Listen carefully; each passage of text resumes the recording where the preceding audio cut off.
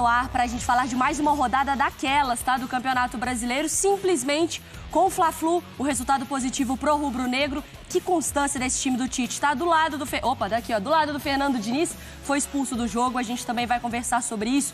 Bahia e Cruzeiro e também Atlético Paranaense e Corinthians, tudo já já. Oswaldo Pascoal, Rodrigo Bueno, os meninos eu tô ouvindo, tá? Eles estão bem lá do outro lado. Fernando Campos também, toda a nossa equipe. Intervalo rapidinho e a gente já volta então com toda a repercussão.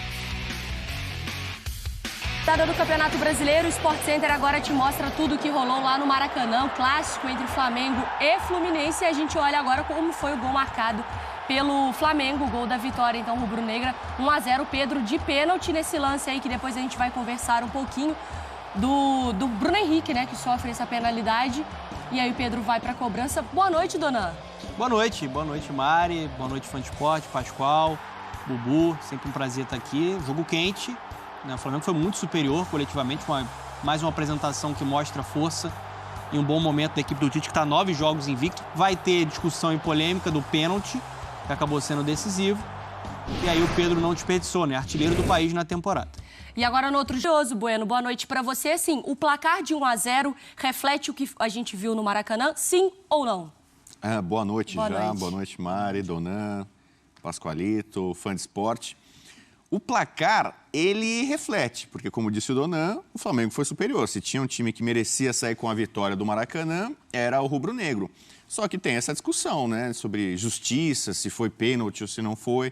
Se você ganha de 1-0 com um pênalti inexistente, aí já dá para discutir. Mas não dava para discutir se poderia ter sido 2, 3... Poderia ter sido muito mais, né? Se fosse o Lohan no primeiro tempo, por exemplo, um pouquinho mais eficiente, tivesse um pouquinho mais de pontaria, já no primeiro tempo, o Flamengo deveria ter ido para o intervalo com uma vantagem até significativa.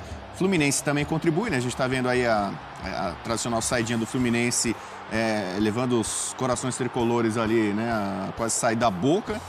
Então o Flamengo foi arrastando o jogo e não conseguia fazer o gol. O Fábio fez uma defesaça com o pé direito, insana, né? Então, quer dizer, por produção, por desempenho, resultado mais normal.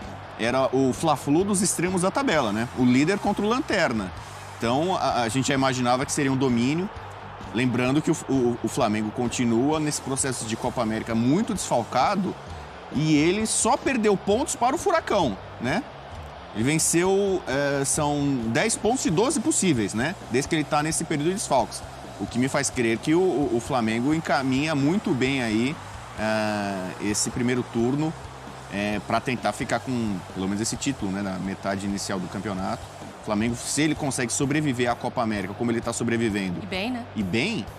vai ser difícil depois segurar quando tiver todo mundo à disposição do Tite. A gente falava sobre esse primeiro tempo de oportunidades, aí a defesa do Fábio ali quase de handball, né, Pascoal? Porque a gente já viu 1, 2, 3 com o Lohan, com o Gerson, isso aí com oportunidades para o Flamengo sair na frente. O Lohan teve muitas oportunidades.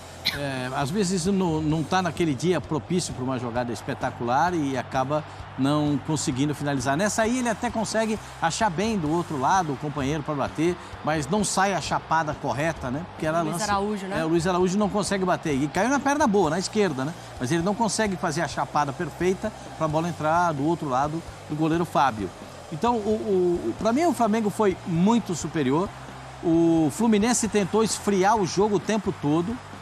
O Fluminense parecia que não estava muito disposto a ter um embate, um confronto com velocidade, um confronto mais intenso na partida. O Diniz fez... A escalação do Diniz no começo da partida deixou o torcedor um pouco com o pé atrás, o Martinelli de zagueiro de novo. Enfim, o Fluminense tem sérias limitações no aspecto quando tem a posse de bola, a velocidade para sair em cima do adversário, a criatividade para poder fazer as jogadas. E olha que a gente está falando de jogadores que estavam em campo com muita qualidade, como por exemplo o Ganso, né? Mas é um time lento, previsível.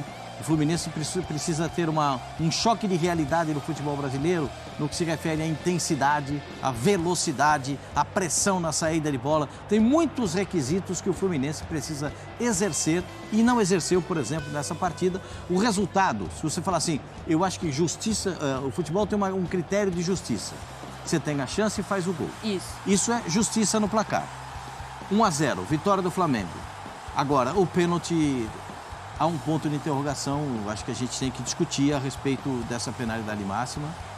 A Renata Ruel chegará daqui a pouco, Pascoalzinho, aqui no nosso estúdio, para falar sobre a penalidade, tá? Tanto da reclamação do lado do Fluminense e dos torcedores do Flamengo, que com justiça pedem também, concordam com a marcação da penalidade. O Diniz foi expulso no final, reclamando, né? Não é bem uma novidade, o Lima também, né? Então, o Fluminense vai reclamar muito. Mas para você, se foi pênalti? Eu não tô convicto do pênalti, não. Eu acho, assim, no primeiro momento, é claro que quando a Renata ela vem explicar, eu acho que ela consegue apresentar alguns outros, um outro olhar pra gente. No primeiro momento, eu achei pênalti, pela perna dele, do Calegari, que sobra ali atrás no Bruno Henrique.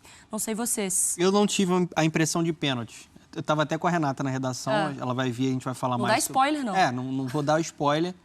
Eu não tive a impressão de pênalti nesse lance, não. Tá. Aliás, um jogo com outros lances também que a torcida do Flamengo reclamou, né? Lance ali do Ganso com o Davi Luiz. Mas esse, especificamente, eu não achei pênalti, não.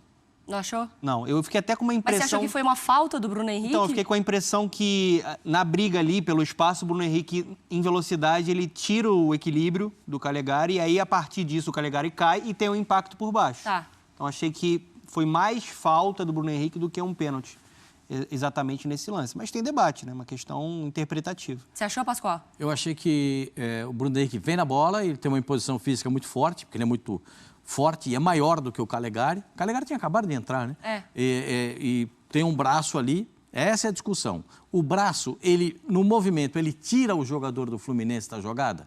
Se aquele braço funcionou como alavanca para tirar o Calegari da jogada, a jogada tem que ser paralisada ali. Porque depois é tudo uma questão de movimento mecânico. É a consequência do primeiro ato. É movimento mecânico, porque o Calegari cai, conforme ele cai, o Bruno Henrique tropeça na perna dele e cai também.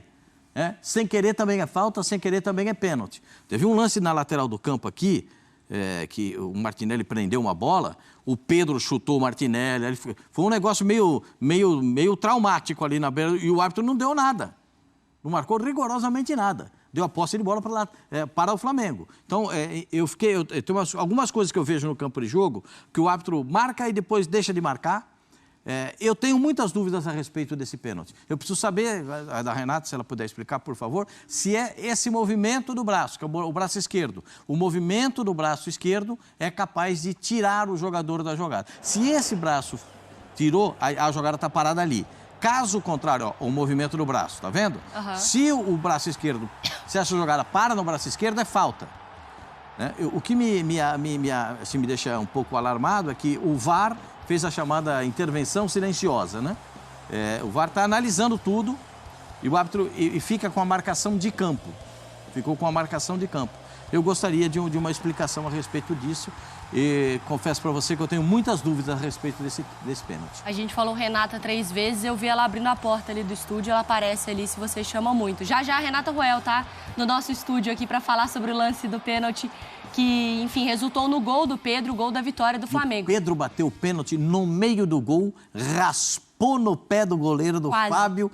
Se um instantezinho a mais, ele conseguiria tirar a bola com o pé. 22 gols no ano. 22 gols pro Artilheiro Pedro? do país. Quantos de pênalti? Aí tem que fazer um levantamento. O pessoal do Data vai ter que fazer esse levantamento. Mas você também é polêmico, hein, Rodrigo Bueno? Eu? Imagina, Mas né? só uma pergunta. Mas tá ali, tem a chance e tem que converter. Não é, né? Porque muita gente tenta diminuir, né? O Cristiano Ronaldo, quantos gols de pênalti? Messi, mas quantos gols de pênalti, né? Mas quando perde título nos pênaltis, é o primeiro a tomar. Vai ser eliminado de Copa do Mundo com erro de pênalti ali pra ver se não é... Nem lembro disso. Mas assim, a gente vai falar sobre também o lado do Fluminense dessa história, da penalidade, mas eu acho importante destacar isso que o Bueno trouxe no primeiro comentário dele. A gente tinha muita preocupação para entender como as equipes iriam se comportar nesse período de Copa América. E nesse período, então, perdendo os jogadores, com convocação, e o Flamengo, óbvio, porque ele perde os seus 2 principais jogadores. O seu Arrascaeta é o craque do time, quem substitui ele é o De La Cruz, que estava sendo o craque do time no período. O Flamengo tá passando bem, dona? Muito bem. Tá passando tranquilo, né? É o melhor momento do Tite como técnico do Flamengo. O time, 9 jogos invicto, 8 vitórias, 1 empate, conseguindo superar as adversidades. Como você falou, né, existia um temor muito grande, principalmente na ausência de De La Cruz e Arrascaeta, 2 jogadores mais criativos que conectam as peças, né, dessa equipe do Flamengo.